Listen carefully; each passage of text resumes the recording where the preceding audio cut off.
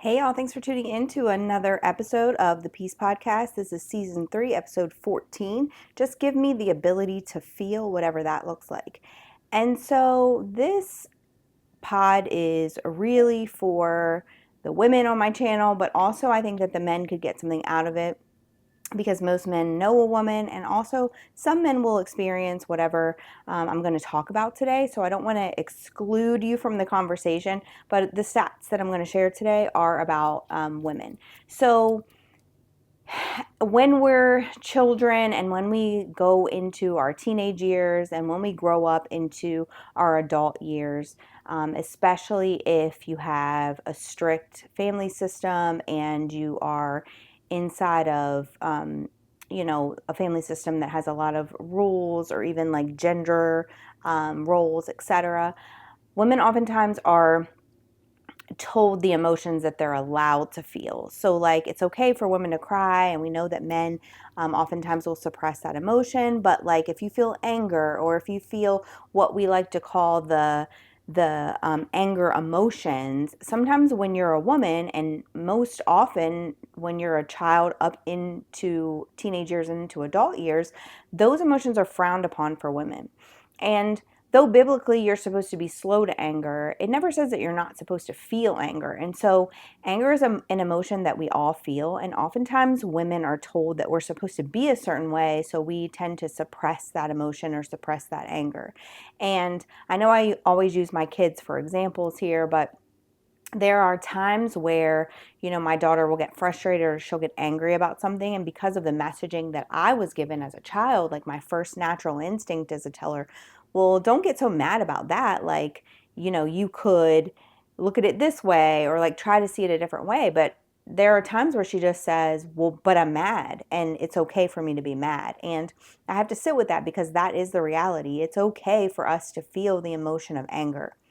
And there are so many statistics around how women develop disease or diseases. Both of those things are simultaneously the same messaging there, which is a disease comes from a dis-ease in your body. And oftentimes those diseases come from the aftermath of suppressing emotions or having emotions that are stress related. And if we tend to suppress them because we tend to suppress our anger and we don't want to feel an emotion that is not acceptable for us to feel, those emotions start to present themselves in ways in our body. So you might get migraines, which you will notice are more prominent in female than in males. You might have an autoimmune disease, which there are studies that show that women are more prone to autoimmune diseases than men are. A lot of gut issues are more prominent in women than they are in men. And a lot of these studies that they are currently doing show that those emotions that are being suppressed have a lasting effect on your body. And if the emotions have nowhere to go, then they become chronic pain or chronic disease inside of the body. So if you're noticing that a certain part of your body feels tension more often than the rest, or you have chronic pain in a certain part of the body, it's worth asking, it's worth inquiring about whether or not that's actually a physical ailment or if it's a suppressed emotion that has caused that physical symptom. And I think I've told you this story before, but there was a period of time where I was having chronic lower back pain. I was in the chiropractor. Chiropractor kept attempting to adjust me. And I know that oftentimes when we're Christian, we hold the belief that other forms of medicine can be seen as witchcraft and all of these other things. But the chiropractor did some emotional release therapy on me. And when he did, the pain that had been there for literal years went away literally like with a snap of a finger. And I know that sounds hippy dippy and crazy and whatever else you want to call it, but it's true. And I stood up from that one appointment when I had been to several others and left there still with some pain, but a little bit of relief. I stood up from that one appointment with no more pain. And the reason that that happened is because those emotions were allowed to leave my body. Like I gave them a pathway to leave my body instead of suppressing them and pushing them down. And so if you find yourself in a space today where you're dealing with some sort of conditions, symptoms, etc., that are in your space and you've not experienced them in the past, or it kind of came out of nowhere, and you're the type of person who doesn't give yourself the ability to feel, you just suppress emotions and act like they don't exist, then this podcast is for you. This message is for you. So, part of it is conditioning. Part of it is, the way that you were brought up. There were some emotions that were okay for you to feel, and there were others that weren't. And I think that oftentimes when you're in a family system, parents don't hold space for anger, especially if it's anger toward them. And kids are allowed to be angry. Girls are allowed to be angry. Anger is an emotion that exists in all of us. We can get angry. The truth is that when we feel anger, we need to make sure that it is directed toward the right thing. So, not misdirected anger or misguided anger, and that we also know how to regulate that emotion and not keep it in our system for a really long time.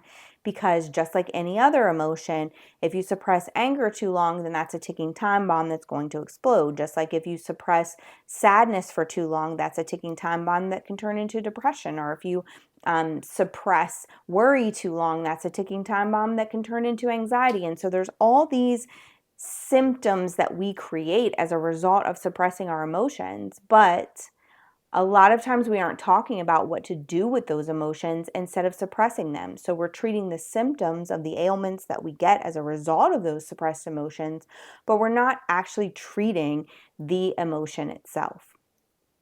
So one of the things that has been super helpful for me, and the studies show that these steps that I'm going to walk you through are the way to deal with emotion and heal emotion, is actually naming the emotion in the first place and then allowing it to exist. So we tend to say I'm fine instead of actually naming the emotion that we feel. And when we do name an emotion, oftentimes we only have a handful of names to pull from. So you're either happy, sad, or mad. And while those are some overarching emotions, it's hard to allow an emotion if you don't actually know the emotion that you're feeling. So anger might exist, but anger is a symptom of another feeling inside of you. So I might feel angry because I've been consistently disappointed. I might feel angry because I feel ignored, right? And so there's a byproduct of that emotion continuing to be suppressed and felt. It's kind of like I was saying earlier, like you suppress that anger and it turns into rage. And it comes from not being able to name all of the other emotions that exist underneath of anger.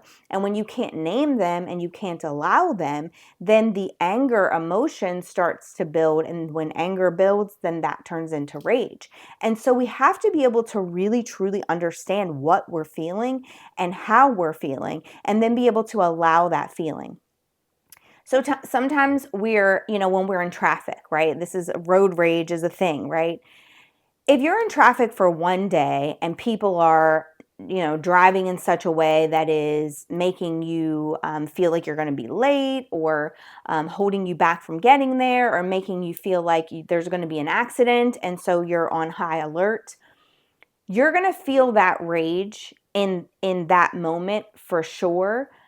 And it might be a suppression of an emotion. So maybe you're like frustrated at yourself for not getting ready on time. And so it shows up as anger at the other cars because they're in your way and you just need to get there. But you're really frustrated at yourself because you didn't get ready on time. That can happen in a one instance. But if you're commuting every single day, and every single day you're having the feeling that, traffic is building up, and, you're going to be late, or you can't ever tell whether you're going to be on time or you're going to be late, because no matter what time you leave, there's more traffic. And trust me, I get this as a commuter to a commuter. I completely understand this. But when it's happening over and over again over time, and you're suppressing that feeling.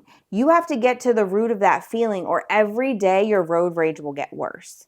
So when you say, I'm overwhelmed right now, and I'm overwhelmed because I'm trying to control traffic, which is out of my control. I'm trying to get people to move faster and smarter on the road when I'm not in control of their steering wheels. And really, I just want to get to work on time. And I feel like if all these people would just move out of my way, I could get there. And so dealing with the overwhelm allows you to take a breath instead of getting it to a place where it escalates into anger.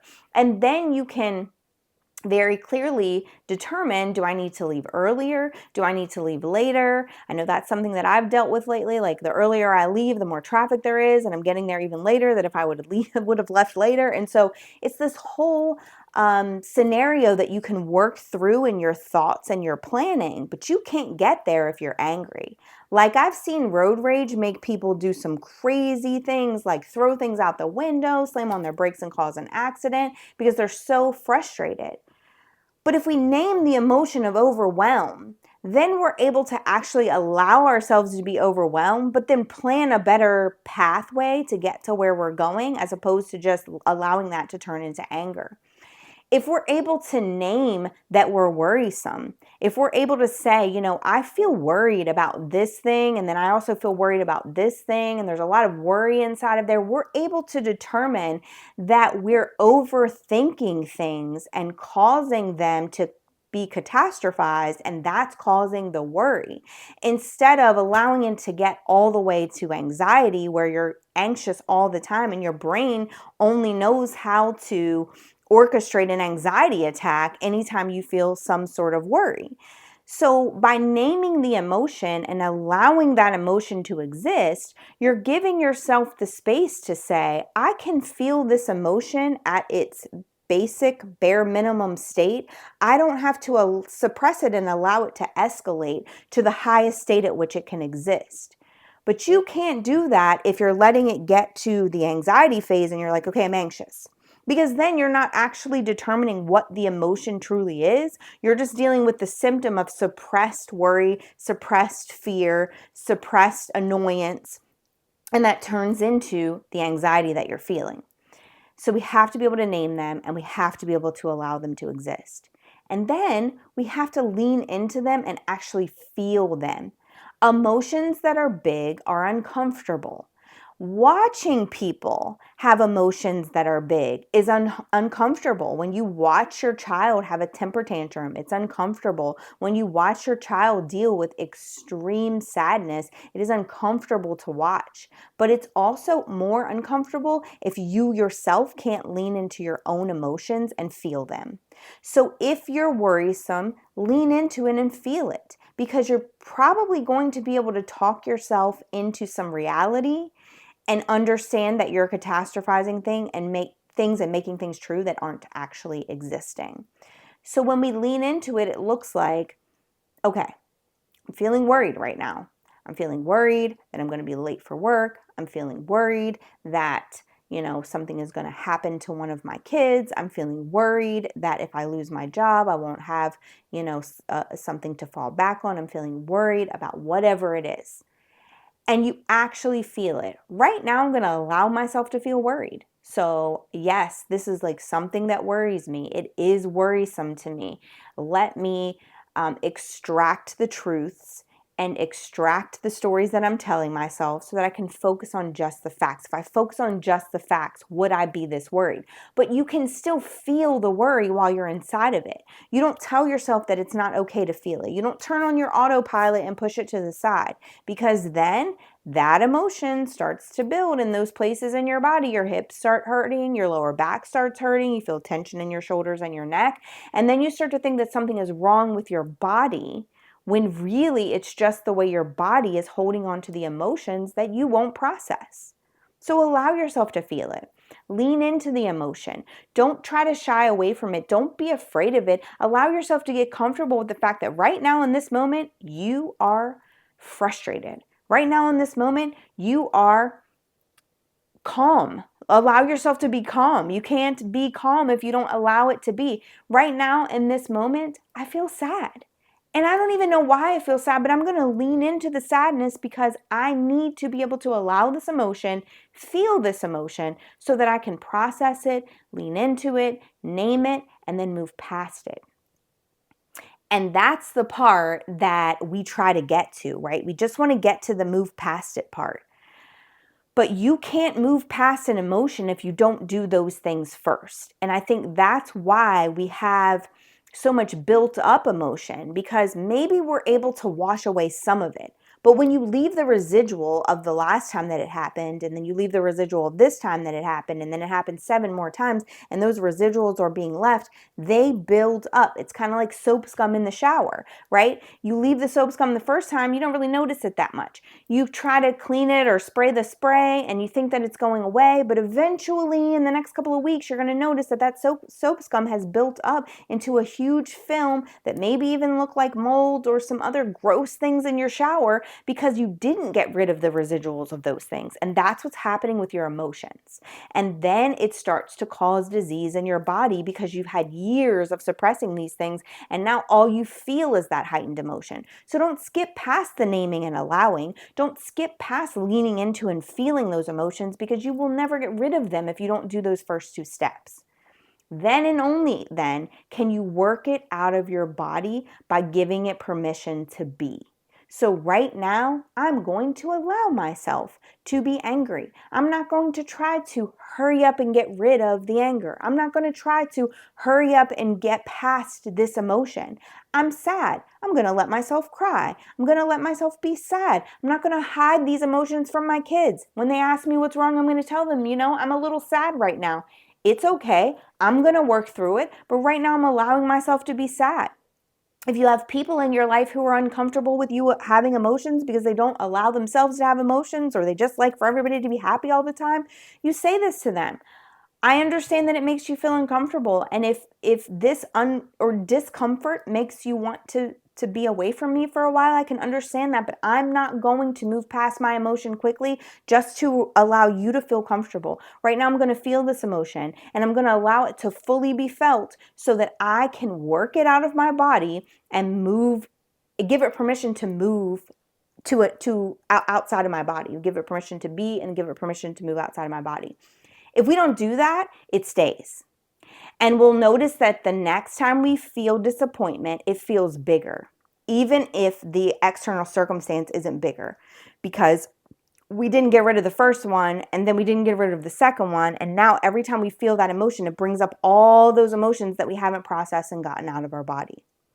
So if you're in this space today and you just want to be able to get to a space where your emotions aren't making you feel sick, where you aren't having to deal with the symptoms of your suppressed emotion, I would encourage you to actually sit with yourself on a daily basis and do check-ins. Ooh, I feel my body doing this thing. My hands are getting clammy, like I feel tears in my eyes. What's the emotion I'm feeling? Okay, I feel sad right now. Why do I feel sad right now? What's going on? Oh, well, this thing is making me sad, but I also feel like it's connected to this thing. All right, well, I'm going to deal with the fact that I'm sad right now. I'm going to give myself permission to be sad. I'm not going to try to work quickly through the sadness. Right now, I'm just going to be sad.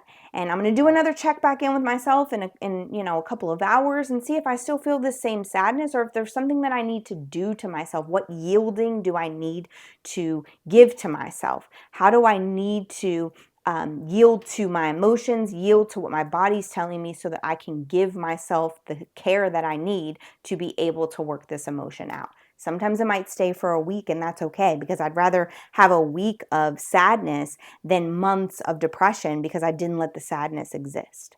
So if you're in that space today and this message was helpful for you, go ahead and like and subscribe to my channel. Go ahead and follow me on all social media sites. Leave a 5-star review on the pod so that more people will hear it and see the message. And if you found this message helpful, remember that knowledge gained and kept to yourself is selfish, but knowledge gained and shared with the world may just be the catalyst that they need to break free from the bondage that they're experiencing so that they can get to a place of freedom.